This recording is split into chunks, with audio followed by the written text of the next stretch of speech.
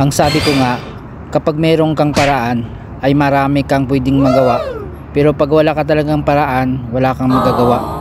At ito naman sa video ko na ito ay marami akong nagawa nang dahil dito sa paru-paro ay napag-isip ako kung ano bang mas maganda dito. Kaya let's go, subukan natin, gagawin natin ito. So sa unang tangka ko na gawin kong nasa isip ko guys, medyo alanganin ako. Kaya binago ko po yung style ng paggawa nito.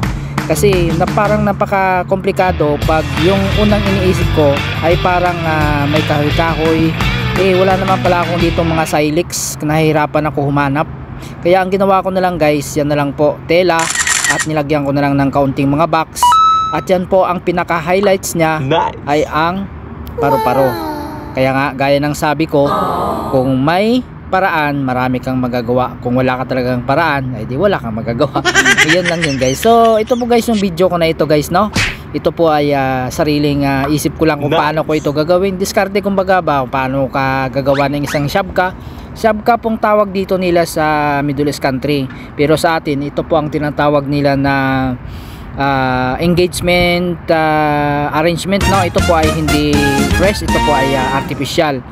So kung makikita nyo guys, medyo malapit na ito yung matapos. So ang style po nito ay, alam nyo po bang parang nakadapo yung paru-paro sa gilid ng pader, at saka mayroon siyang mga bulaklak sa gilid na parang dumapo siya kumbaga sa garden ba, na may mga bulaklak. So yun ang tema at yan ang concept ko, yung parang garden style siya, pero engagement yung ano niya, yung yung kalalabasan niya, pero yung concept niya is butterfly, no? Yung ano, yung style niya. So yun po guys, no? Ito po yung last part ng video ko, at ito po ay hindi pa po siya tapos.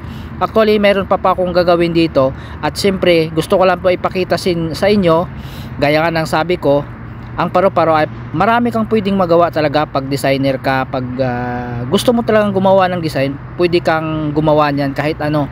Kaya yun ang naisip ko, at alam nyo ba guys, ang paru-paro niyan ay ako din gumawa niyan. So ito po yung last part, ito po yung hindi pa ito final, at bukas ay mayroon pa akong gagawin dito sa baba.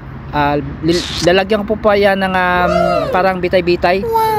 Sa ngayon po hindi ko pa na ano yan kasi wala ng oras. So hanggang dito na lang yung video ko guys, no? At sana ay nakatulong sa inyo. Maraming salamat.